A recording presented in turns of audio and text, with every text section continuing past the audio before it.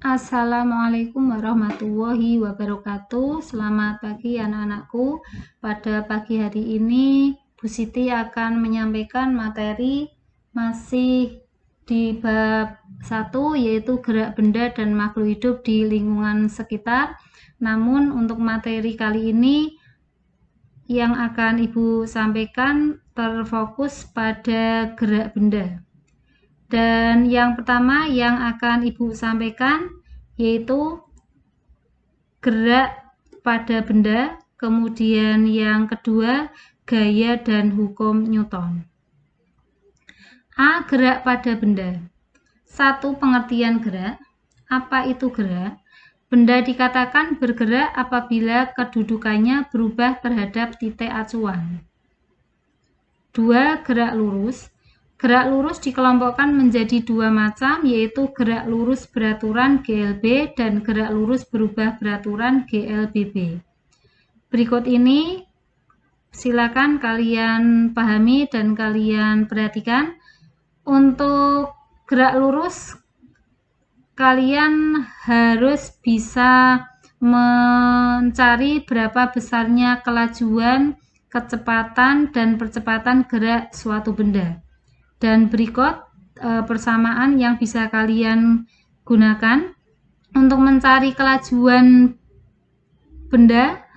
Bisa kalian gunakan persamaan V sama dengan S per T. Kemudian untuk mencari kecepatan gerak benda, V sama dengan X per T. Dan di sini untuk X ini merupakan perpindahan benda. Selain menggunakan huruf X, kalian mungkin bisa mengganti dengan lambang huruf yang lain, misalkan menggunakan huruf S, boleh saja, karena untuk S dan X ini keduanya memiliki satuan yang sama, yaitu satuannya meter. Kemudian untuk mencari besarnya percepatan sebuah benda, kalian bisa menggunakan persamaan VT min V0 per TT min T0 atau delta V per delta T. Sedikit penjelasan dari Bu Siti. Untuk kelajuan akhir yang dilambangkan dengan VT, ini bisa juga ditulis dengan menggunakan V2. Kemudian kelajuan awal V0 bisa ditulis dengan menggunakan V1. Terus untuk waktu akhir T bisa kalian gunakan T2. Untuk waktu awal T0 bisa kalian gunakan T1. Untuk waktu menggunakan satuan sekon atau detik. Berikut contoh soal. Perhatikan pertanyaan dalam soal berikut. Berapakah kecepatan roket sekarang? Nah, di sini untuk kecepatan roket sekarang merupakan kecepatan akhir. Nah, kecepatan akhir kalau di sini ditanyakan ditulis dengan menggunakan V2 tidak masalah, seperti yang tadi saya sampaikan, boleh menggunakan VT, boleh menggunakan V2. Selanjutnya B. Gaya dan hukum Newton. 1. Gaya pada benda. 3 hal yang harus kalian pahami. Yang pertama, resultan gaya merupakan perpaduan dua gaya atau lebih. Perhatikan penjelasan Bu Siti berikut.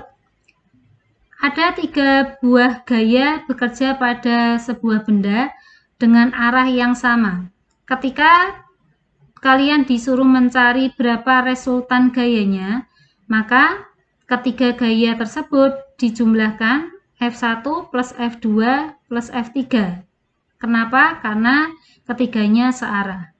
Kemudian yang kedua, ada 2 buah gaya F1 dan F2 bekerja pada sebuah benda, namun keduanya berlawanan arah.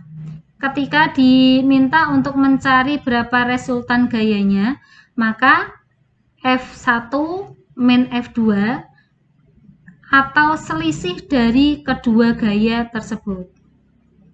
Selanjutnya jenis-jenis gaya.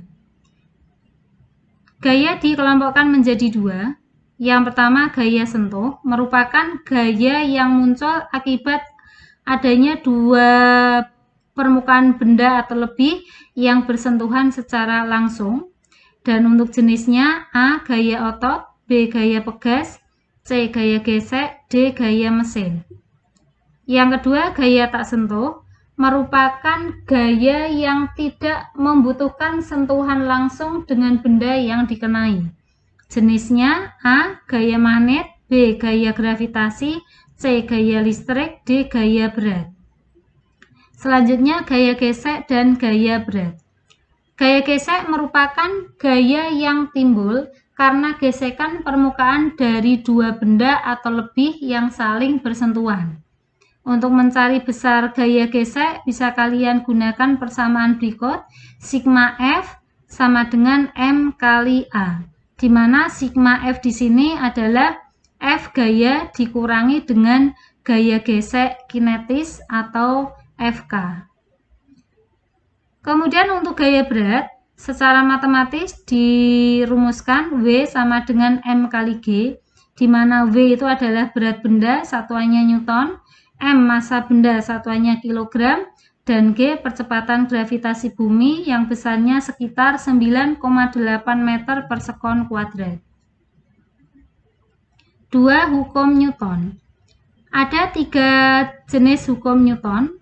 Yang pertama, hukum 1 Newton menjelaskan tentang sifat benda yang cenderung mempertahankan keadaannya atau kelembaban. Jumlah gaya yang bekerja sama dengan 0. Secara matematis dituliskan sigma F sama dengan 0. 2. Hukum 2 Newton. Jika ada resultan gaya yang bekerja pada sebuah benda, akan dihasilkan suatu percepatan dalam arah yang sama dengan resultan gaya.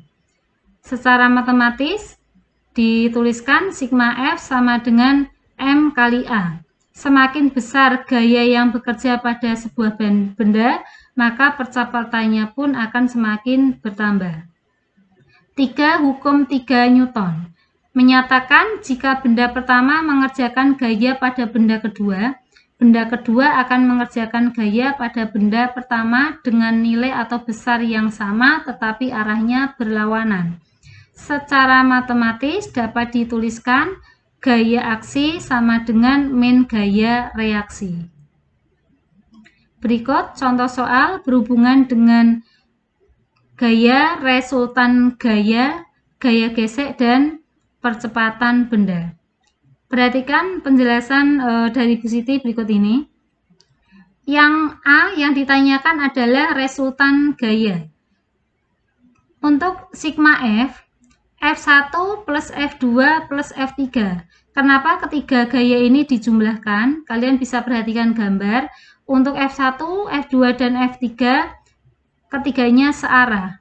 Sedangkan di sini min F di sini merupakan gaya gesek yang dialami gerobak sebesar 200 Newton. Untuk gaya gesek arahnya berlawanan dengan F1, F2, dan F3. Dan untuk yang B, mencari percepatan benda atau percepatan gerobak, ini menggunakan persamaan berhubungan dengan hukum 2 Newton. Demikian materi yang bisa Ibu Siti sampaikan. Selanjutnya tugas untuk kalian yaitu mencatat materi dalam buku catatan kalian, dan tugas kedua kalian mengerjakan soal dalam Google Form yang akan Ibu sampaikan. Terima kasih atas perhatiannya. Saya akhiri. Wassalamualaikum warahmatullahi wabarakatuh.